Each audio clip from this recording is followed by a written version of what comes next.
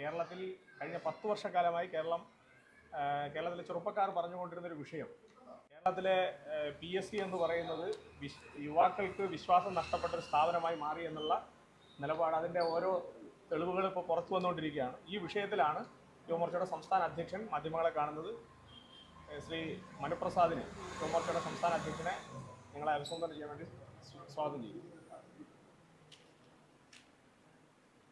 യുവമോർച്ചയുടെ media convener Nandu, അതോടൊപ്പം social മീഡിയയുടെ convener Vishnu അവരാണ് ഇന്നോടൊപ്പം പത്രസമ്മേളനത്തിലുള്ളത്.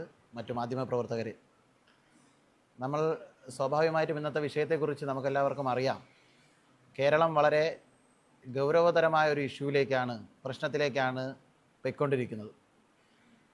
പല വിഷയങ്ങളെക്കുറിച്ചും നമ്മൾ പലതരത്തിലുള്ള ചർച്ചകൾ, സംവാദങ്ങളൊക്കെ നടത്താറുണ്ട്. PSC എന്ന് പറയുന്നത് അങ്ങനെ കേവലം ഒരു ചർച്ചയിലോ സംവാദത്തിലോ മാത്രം ഒതുക്കേണ്ട ഒരു വിഷയമല്ല. കാരണം പാറശാല മുതൽ കാസർഗോഡ് വരെയുള്ള നമ്മുടെ യാത്രകൾ പോകുമ്പോൾ നമുക്ക് കാണാൻ സാധിക്കുന്നത് കൂണുപോലെ മുളച്ചു പൊന്തി നിൽക്കുന്ന PSC പരിശീലന കേന്ദ്രങ്ങളാണ്. അതായത് കേരളത്തിലെ ലക്ഷക്കണക്കിന് വരുന്ന യുവതി യുവാക്കൾക്ക് കേരളത്തിൽ തൊഴിൽ ചെയ്യണമെങ്കിൽ അവർ പ്രതീക്ഷയോടുകൂടി കാണുന്ന ഒരേ ഒരു സംരംഭം അത് പബ്ലിക് സർവീസ് കമ്മീഷനാണ്.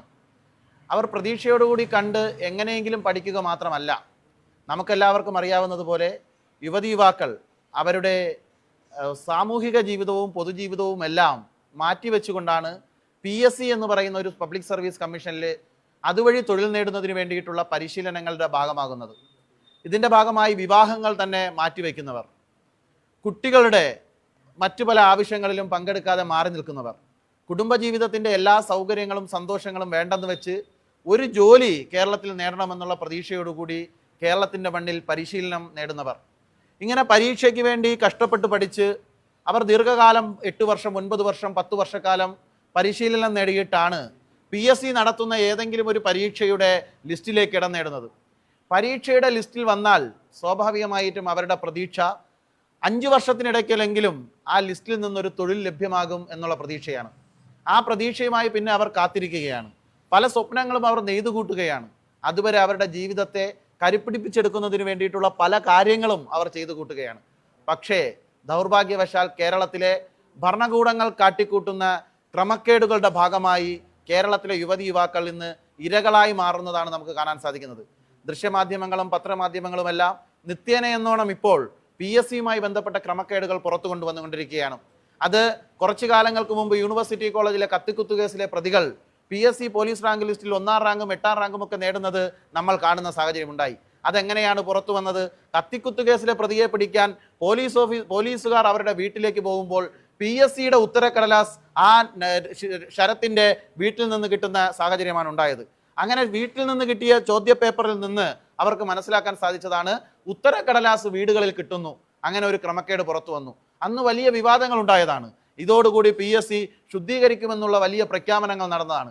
വലിയ അന്വേഷണങ്ങൾക്ക് കോപ്പ് കൂട്ടിയതാണ്. പക്ഷേ ഇപ്പോൾ പുറത്തു വരുന്ന വാർത്തകൾ അതിൽ നിന്നെല്ലാം വലിയ ഗൗരവമുള്ള വിഷയമാണ്. കാരണം PSCയുടെ ഉദ്യോഗസ്ഥ തലത്തിലിരിക്കുന്നവർ PSCയെ നന്നായി നടപ്പിലാക്കുമെന്ന് പറഞ്ഞിട്ട് സത്യപ്രതിജ്ഞ ചെയ്ത് അതിനുള്ളിലേക്ക് കയർന്നു വന്ന ഒരു ഭരണഘടനാ സ്ഥാപനത്തിൻ്റെ അധികാരികൾ അതിനെ കാർന്നു തിന്നുന്ന ക്യാൻസറായി മാറിയിരിക്കുകയാണ്.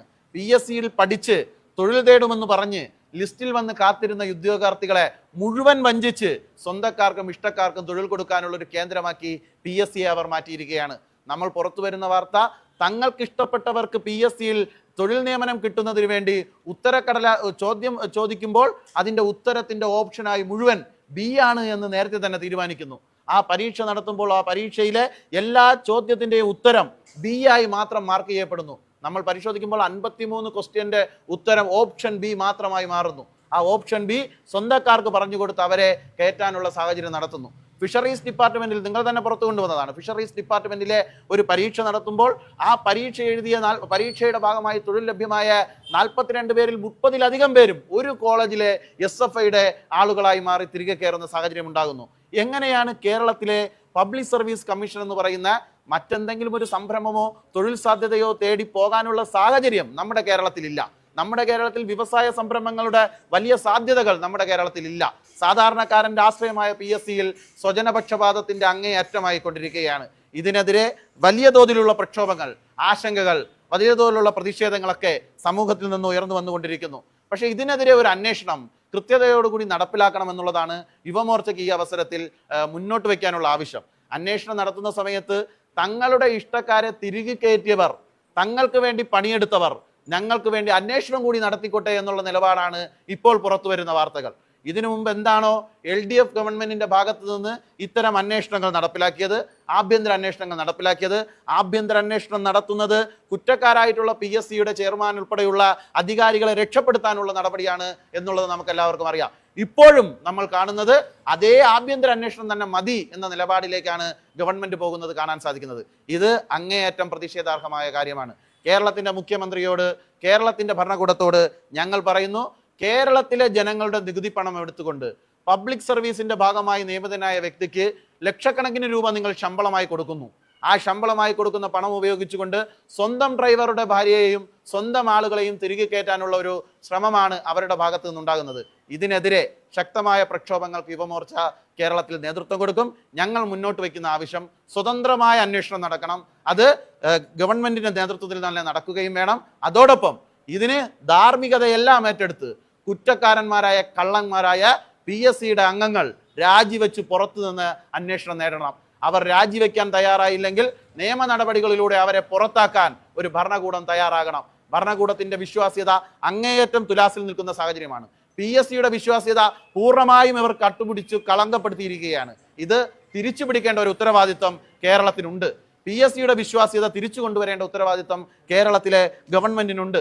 ആ ഉത്തരവാദിത്വത്തെ തിരിച്ചു കൊണ്ടുവരേണ്ട നടപടികളിലേക്ക് ഗവൺമെന്റ് വരണം. അതോടൊപ്പം തന്നെ PSCയെ കളങ്കപ്പെടുത്തി PSCയെ നശിപ്പിക്കാൻ കൂട്ടുനിന്ന ഈ കൂട്ടർ രാജിവെക്കുന്നത് വരെയുള്ള പ്രക്ഷോഭങ്ങൾക്ക് യുവമോർച്ച നേതൃത്വം നൽകും, സമരപരിപാടികൾക്ക് നേതൃത്വം നൽകും.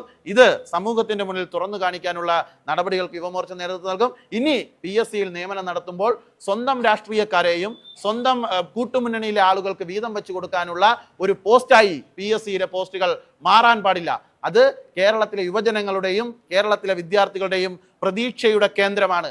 ആ പ്രതീക്ഷയുടെ കേന്ദ്രം രാഷ്ട്രീയക്കാരായിട്ടുള്ള സ്വന്തം പാർട്ടിക്കാർക്ക് വീതം വെച്ച് കൊടുക്കാനുള്ള ഒരു പോസ്റ്റ് മാത്രമായി PSCയുടെ അധികാരികളുടെ പോസ്റ്റ് മാറാതിരിക്കാൻ ഈ ഭരണകൂടം ശ്രദ്ധിക്കണമെന്നുള്ളതാണ് ഞങ്ങൾക്ക് സൂചിപ്പിക്കാനുള്ളത്. അത്തരത്തിൽ കൂടി പോയാൽ അതുകൂടി ഞങ്ങൾ ചോദ്യം ചെയ്യുന്ന സാഹചര്യം ഉണ്ടാകും. സുതാര്യമായ കൃത്യനിർവഹണമായ ഒരു സംവിധാനത്തിലൂടെ PSCയെ മാറ്റിയെടുക്കാൻ വേണ്ടിയിട്ടുള്ള ഇടപെടലുകൾക്ക് ഗവൺമെന്റ്, അതോടൊപ്പം തന്നെ ഇപ്പോൾ PSCയെ നശിപ്പിച്ചുകൊണ്ടിരിക്കുന്നവർ രാജിവെക്കുന്നതിന് വേണ്ടിയിട്ടുള്ള ഒരു ഇടപെടൽ ഗവൺമെന്റിന്റെ ഭാഗത്തു നിന്നുണ്ടാകണം.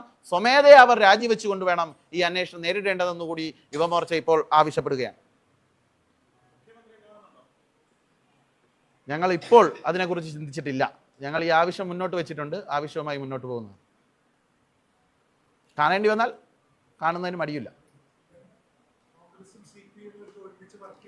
അല്ല, തീർച്ചയായിട്ടും എല്ലാ കാര്യങ്ങളിലും ഇവർ തമ്മിലുള്ള ഒരു അന്തർധാര ഉണ്ട് എന്നുള്ളതിൽ ഒരു സംശയമില്ല. PSCയുമായി ബന്ധപ്പെട്ട ഒരു പ്രമേയത്തിൽ PSC കൂടി ഉൾപ്പെടുത്തണമെന്ന് പറഞ്ഞാൽ ഇടതുപക്ഷത്തിനും, അത് PSCയുമായി ബന്ധപ്പെട്ട് ഒരു വിഷയം പ്രമേയത്തിന്റെ ഭാഗമാക്കണമെന്ന് നമ്മൾ ആവശ്യപ്പെടുമ്പോൾ ഇടതുപക്ഷത്തിനും അതുപോലെ തന്നെ UDFനും അതിനോട് താല്പര്യമില്ല. അത് പറ്റില്ല എന്നാണ് നിയമസഭയ്ക്കകത്ത് വരെ ഇവർ പറയുന്നത്. BJPയുടെ MLA ആണ് നിയമസഭയ്ക്കകത്ത് എഴുന്നേറ്റ് നിന്ന് കേരളത്തിലെ PSC നിയമനവുമായി ബന്ധപ്പെട്ട കാര്യങ്ങൾ നിങ്ങൾ പ്രമേയമായി അവതരിപ്പിക്കണം, അതിൽ ഉൾപ്പെടുത്തണം, പ്രതിഷേധത്തിന്റെ ഭാഗമായി കൊണ്ടുവരണം എന്നൊക്കെ ആവശ്യപ്പെടുമ്പോൾ ഇടതുപക്ഷവും പറയുന്നത് അത് ആവശ്യമില്ല എന്നുള്ളതാണ്. അതുപോലെ തന്നെ UDFും പറയുന്നത് ആവശ്യമില്ല എന്നുള്ളതാണ്. ഇവർ തമ്മിലൊരു അന്തർധാര സജീവമാണ്. ഇവർ അവരെ സംരക്ഷിക്കാനുള്ള നടപടികൾ എടുക്കരുത് എന്നുള്ളതാണ് ഞങ്ങൾ മുന്നോട്ട് വയ്ക്കുന്നത്. കഴിഞ്ഞ 10 വർഷക്കാലം കേരള നിയമസഭയ്ക്കകത്ത് പ്രതിപക്ഷത്തുണ്ടായിരുന്നത് പൂർണ്ണമായും UDFന്റെ ആളുകളായിരുന്നു. ഭരണപക്ഷത്തിരുന്നത് LDFന്റെ ആളുകളായിരുന്നു. ഇപ്പോൾ പ്രതിപക്ഷത്തിരിക്കാൻ UDF മാത്രമല്ല BJPയുടെ MLA മാർ കൂടി ഉണ്ട് എന്നുള്ളതാണ് ഞങ്ങൾ ഓർമ്മിപ്പിക്കുന്നത്. നാളെ മുതൽ ഞങ്ങൾ പ്രക്ഷോഭ രംഗത്തായിരിക്കും.